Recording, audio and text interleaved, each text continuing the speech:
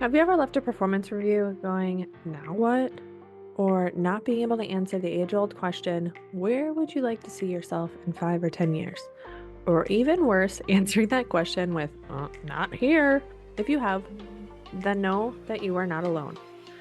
So today, we are talking about what it's like to be mid-career, wondering what's next, and realizing you are more than said career. Welcome to the Being Better Everyday podcast, where we make your days more peacefully productive while you're juggling all the things. I'm your host, Julie Wenslick, a millennial mom, finance professional, and founder of P&W Designs. I know that as a mom, business owner, corporate girly, or a combination of all three like myself, sometimes life can feel like a lot. With the simplicity and systems in being better every day, we create habits and routines that support your life, create calm in the chaos, and put the you back in your everyday. So grab those headphones, put on your shoes, and join me on a walk while we dig into today's episode. So welcome, and again, thank you for joining me in today's conversation. You know, in my intro, I say, join me on a walk while we dig into today's episode. I happen to be recording this mid-March, and it is freezing out today. So I will not be going for a walk outside at least, but I will be using my walking pad, which is definitely my favorite thing to do while I am home working. In today's conversation, you're going to get insights into my own career, as well as questions at the end for yourself to reflect on. That question I asked at the start, have you ever left a performance review going, now what? Well, that has been me the last couple of years. I recently had my performance review with my manager at work and got an exceeds or exceptionally exceeds for probably the ninth out of the last 10 years that I've been at my organization. And they say it's rare to receive that rating, but for me, excelling in my career often comes easier than excelling at my own personal life. So let's rewind back to my 20s. If you are somebody early career or maybe early in a career change, then you know what it feels like. Like there's energy in your career, there's hope, there's appetite for growth professionally and with your compensation. There's a belief that you can change the system and that you can make an impact. I spent the greater part of my 20s getting ahead, learning, bettering myself, researching, network, growing, and it definitely paid off. At one point, I was the youngest senior consultant in my organization. And then again, if you're new here, I am a workplace retirement plan consultant, which means I'm a licensed financial advisor and I work with organizations to manage their 401ks. So, my job is to meet with executives who are responsible for the management of the 401k and advise on the investments in the plan, help them with their plan design, and ultimately get great outcomes for their employees to make sure that they can successfully retire. I was also the youngest manager in my division, and I had hit my six-figure income goal by the time I was 30. Then something started to happen around 2017 where my career started to feel like an episode of Wipeout or American Ninja Warrior, if you don't know Wipeout, dodging obstacles and constantly getting knocked down. Now, the show The Wipeout ended, I think, in like 2014. So if you don't know what it is, look it up. But basically, it's a bunch of these like people, contestants getting hit with like these big foam things and trying to dodge them and get across an obstacle course. To put that into perspective, in 2017, a longtime consultant left our job or our career to work for the church, which meant we had to, find a replacement for that individual, as well as introduce all the clients to the new individual. Then in 2018, I lost a coworker to suicide and had to call his 45 clients and inform him that he had passed. Even though I wasn't the manager and even though I wasn't the one like it wasn't my job to, I ended up calling the majority of the clients and taking on that lead, which was extremely difficult. In 2019, another consultant left the firm, the one that we had hired in 2017, to, go to a different industry. So he left being a financial advisor. In 2020, well, we all know what happened in 2020. That was a lot.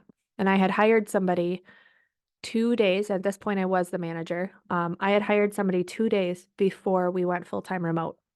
So I was onboarding a new consultant in the midst of, well, the pandemic. In 2021, I had to let go of my first employee due to poor performance. And in 2022, a peer and a friend of mine, that person that we had hired in 2020, that I had gotten very close to, left to go to a competitor. And when that happened, after again, kind of that wipe out, like feeling like it was one thing after another. I, at the time had called my past, now not boss, but had called my boss and was like, I'm done. I'm done being a manager. I'm done taking these hits. Like, I need to let go. And let's be clear, some of those years I was the direct manager to the team, and in others, I was the one tasked with the tactical implementation of making sure our clients were taken care of. And it was a lot. And I had hit my breaking point and I had started to emotionally disconnect from my career, and I would say my identity as my career. And someone in corporate America may think of that as like, oh my gosh, she's not, connected to her corporate job anymore and she doesn't care. And there is definitely this belief in corporate America that we're a family and that everyone loves the culture and that everyone, owes their life to their job. And I think I hit my breaking point in 2020 and I was like, no, I'm done. I'm done. I'm done. Like, I will do a great job for my job, but it is not my identity. It is not my life. For me, that means you are more than your career. When you start disconnecting your identity from your career, those obstacles become easier. You realize it's not a reflection of you, and change just becomes easier. And it becomes something that you kind of, for me, I was able to accept things easier and understand that things will always be out of my control in my career. And it's how you choose to react to them. It's how you choose to identify with them. I think a lot of times, like the reason I've stayed at my career and I would say at my current organization for so long is because I no longer believe that everything will be perfect at any organization. There will always be obstacles. There will always be things you do not agree with because it's not your company. And there are things that serve me really well in my career and the reason I stay at my corporate job. But there are things that I absolutely do not like. And that's okay because guess what? It's not my life. And this is just a part of my life. It's very hard to like conceptualize or explain in my opinion, but like for me in my 20s, I felt like I was my career, right? My primary identity was my career. And now mid 30s, I'm sitting here going, it's such a small part of who I am.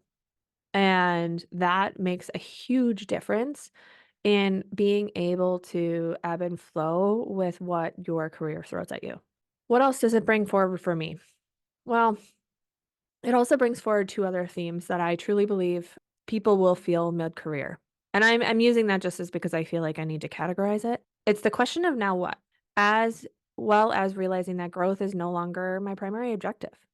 Let's start with the question of now what? What does that feel like? For me, it felt like, again, I spent the majority of my 20s learning. I spent the majority of my 20s learning new things and challenging myself and researching and knowing that I had so much to learn to be the best consultant that I could possibly be. And then you get to a point in your career where you're just sitting there going, I don't feel like I'm learning anymore, especially not on an everyday basis. And I don't feel like I'm challenged.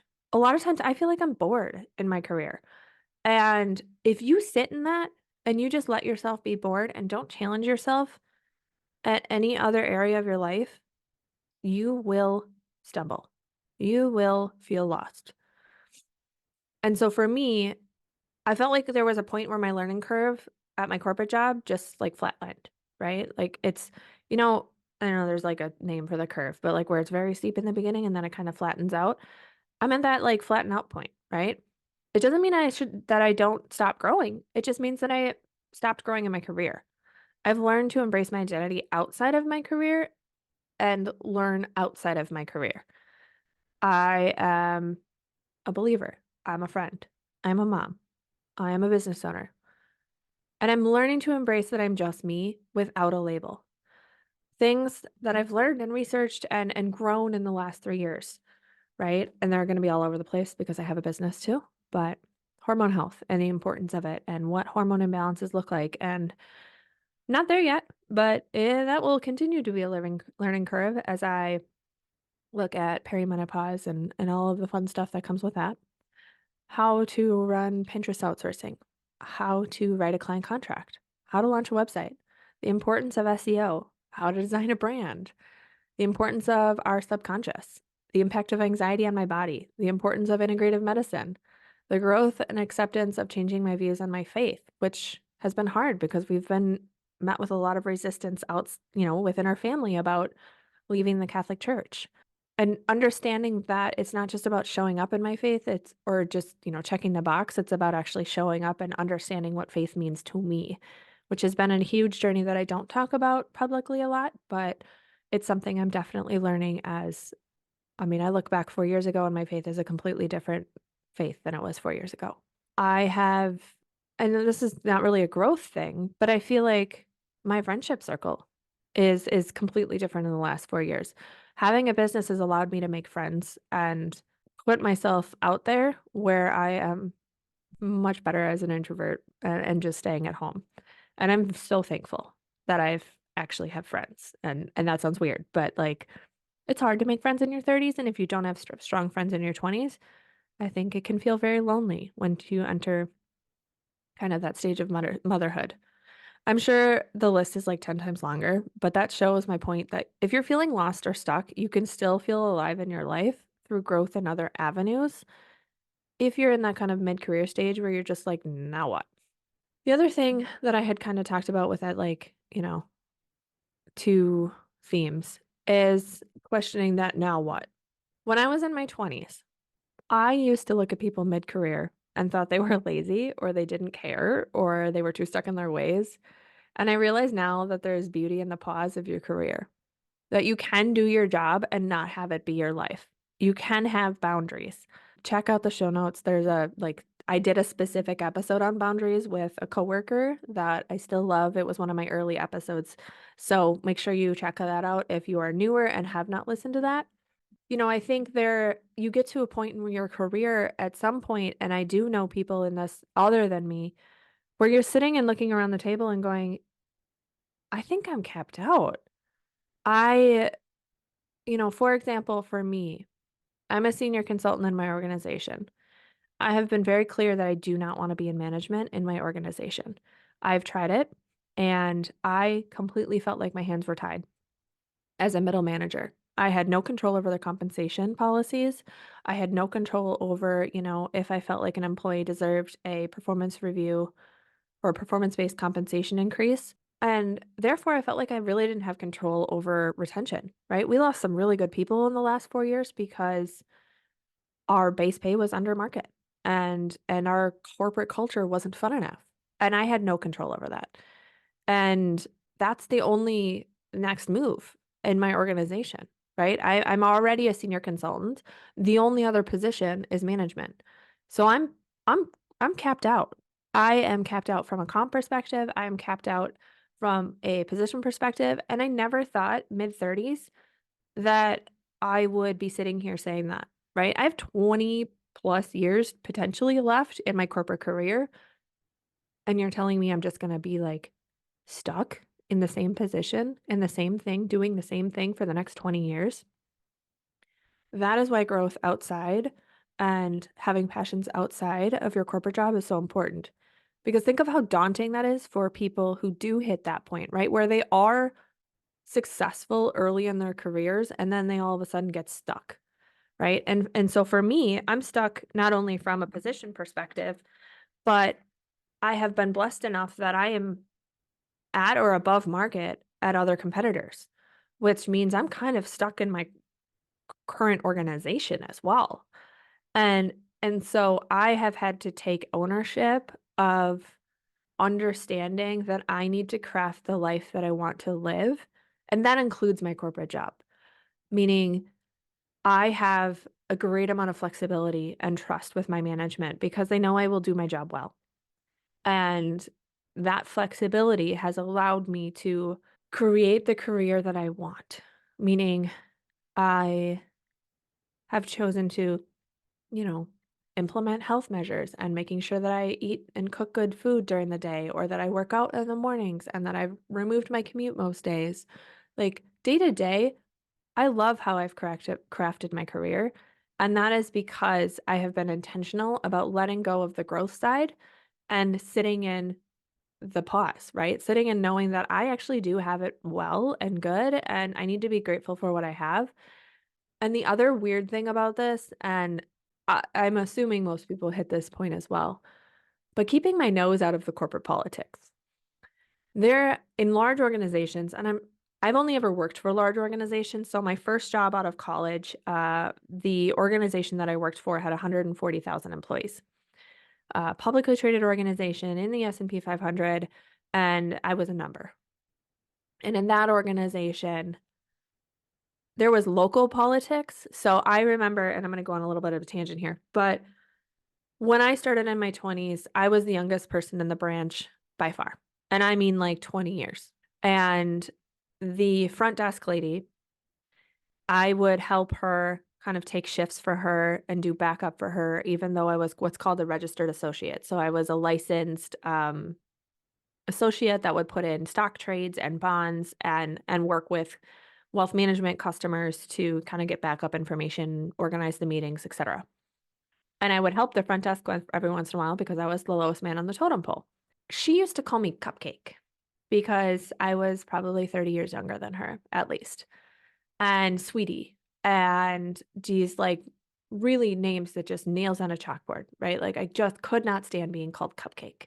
I am not a soft individual, and Cupcake is not how you would describe me.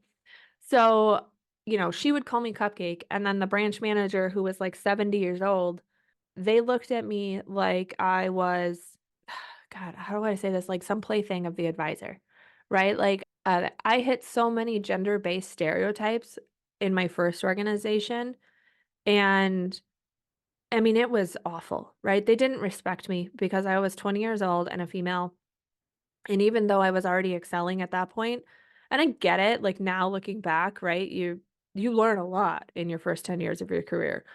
But at the same time, I didn't deserve to have the gender-based roles thrust on me. And I think being in a male-dominated organization or career, not organization, but male-dominated career, it's easy to assume, or the men are easy to assume that women don't know anything and that they're just meant to be associates and they're not meant to grow.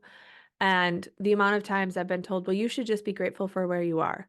I've had CFOs hit on me and ask me to come back to their house in when I've been traveling out of town for, certain organizations. I don't work with those organizations anymore, but it's FYI. Or I've had, a CEO of a tech organization like ask me to do a runway show for him. I was literally starting a meeting. I was presenting and whatever, being a financial advisor and in my 20s, and he would go, "Oh my God, I love your dress. Like, you need to do a little runway show for us."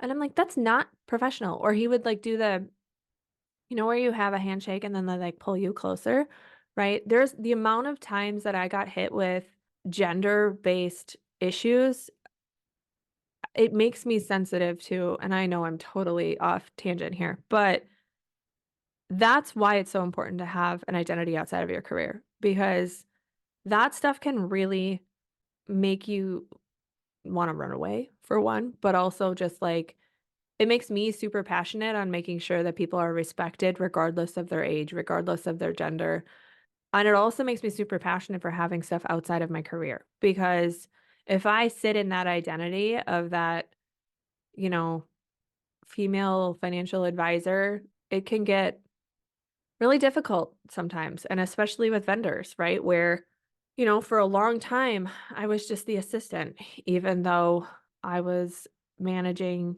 way more than anyone else in the region. I got to a point where I needed to be somebody other than my career. I know this is kind of a little bit of a tangent, Dave, but at the same time, like I want what's what's been hitting me is how much more I am than that one thing. And I have friends in my life who are helping me realize that, who are helping me, continue to lean into I can perform in my career, but not work at nights. And I can speak up if I feel like they're taking advantage of me. And I can wholeheartedly look at somebody in management or leadership and be like, I don't want your life. I have no desire to have your life. And I think the people that are like above me, I guess is how I would put it, I think there's an often common misconception with certain generations that, "Oh, they want my life." Do you ever know that movie, like, The Devil Wears Prada, where at the end of the movie or when they were, I think, in, like, London or Paris, I think it was probably Paris, and she was like, "Everyone wants my life," and Anne Hathaway, I'm forgetting her actual character name, but Anne Hathaway, like, threw a cell phone in the fountain and, like, walked away. That is how I hit my crossroads, where I was doing the things because that's what I should be doing. I was getting into management. I was excelling in those things, and I hit my wall in 2022 of just, like, literally, I mean, figuratively, but it felt like that moment of throwing the cell phone in the pond and walking away, of being like, "No, I'm not doing this. I'm not living my life for my career." And I think what the last 2 years have proven to me is that you can still do well while keeping your own boundaries on that and keeping your own identity. Today is just a little bit of that encouragement, right? That you can be more than that, that you can be all the things. And yeah, some days it gets tough. I have days where my anxiety takes over and it's hard. But even on my worst days, I feel alive in my life. I can't say that I felt like that in my 20s. I felt alive in my career, and I felt like I was, like, the boss. I was gonna say boss bitch, but I felt like I was the boss bitch, where I was like, my career was I knew I was performing well, I was making that 6 figures, I was, buying the house and having the baby. My biggest work in my 30s has been, like, starting to lean into that feminine energy and leaning into resting. I mean, my best design work is coming from me resting. My best podcast outlines are coming from me just sitting in silence. And if you would have told me that 10 years ago, I would have thought you were nuts. I have everything I ever wanted in my 20s, and I'm learning to slow down enough to actually enjoy it and sit with the quiet. And I know I still have a long way to go on that. Especially people who know me know that I still really love to be busy, but I don't spend my day centered on my thoughts and my career. It's a part of my life, but it's not my life. And if you're feeling lost, I want this to be that encouragement that you can make those changes. And if you're somebody who isn't taking lunch breaks or barely has time to pee, you need to do an audit of your life and you need to do an audit of your career and being like, what can I control here? What can I speak up to? And I know those in management, it's even harder to do that, but we have to model for our own employees that there is a balance there. Obviously, recently I had on Kayla on the podcast and she's in management, right? And she is modeling that belief in boundaries. I see a lot of trends on TikTok about that too, about millennial managers, breaking the mold. It's obviously a generational assumption, but I do find that it's important. The toxic corporate culture of living only for your career has to end. There is so much more than that. I hope you see it too. For those of you who are mid-career, this is really just meant to be an encouragement that if you're feeling like that, know that you're not alone. The other side of that is if you are not feeling alive and your career is taking over, start by doing a weekly audit. In the Better Everyday 5 habits, again, there'll be a link for the free workbook if you don't know what those are. But we talk about the focus 3. And I highly encourage you that your focus 3 becomes then something outside of your career every day. And it could be something as simple as working on a habit that you know is important for your health. So this week in my planner, one of my focus items is every day doing my anxiety devotional because I'm notorious for starting a habit and then doing it for 2 days and then quitting. So I literally wrote down every single day next week to do it and to like be able to check the box. It could be spending time reading or going for a walk. Obviously, those are things that could be for you too, as part of those habits. Making sure that you have a conscious choice around doing things every day that are not a part of your career. And obviously, that could be a part of motherhood. I know that everyone's lives, especially nowadays, can feel extremely busy. What can you do every day that makes you feel like yourself? The other part of that, and I'm not a huge journaler, but again, kind of like sitting in silence and actually answering the things in my head work for me is, if you I'm assuming, a lot of people have already gone through performance review season. Episode 22, kind of I talked about performance reviews as well, which was kind of an ad hoc conversation. But if you haven't done this, start to sit and reflect on what do you want? and making sure that you're taking strides to do that. It's definitely, we're one quarter into the year. This doesn't necessarily have to be career related. This could be just life related, right? Doing that life audit of what do you want? What are you looking for? What's working for you right now? What's not? And making sure that you're intentional about those choices.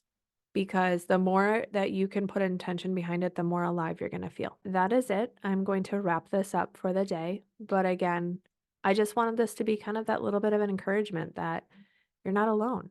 If you have had those moments of like, where am I going now? Make sure that you take some time to reflect on your career, on what's going on. Know that you're more than your job. So thank you for listening to today's episode of the Being Better Everyday podcast. To see any visuals, head over to my YouTube channel, or if you're on my YouTube channel and want to listen to the podcast, head over to your favorite podcasting platform and search for Being Better Every Day. Links, socials, and resources mentioned can be found on today's show notes. I'd truly appreciate you leaving a rating and review to help me reach more women looking to build systems for a peacefully productive life. If you're looking for more, you can find me on Instagram at julie.pwdesigns, sharing the behind the scenes of my everyday life as a millennial mom, corporate girly, and small business owner focusing on graphic design. Until next time, keep on taking one step at a time towards your version of being better every day.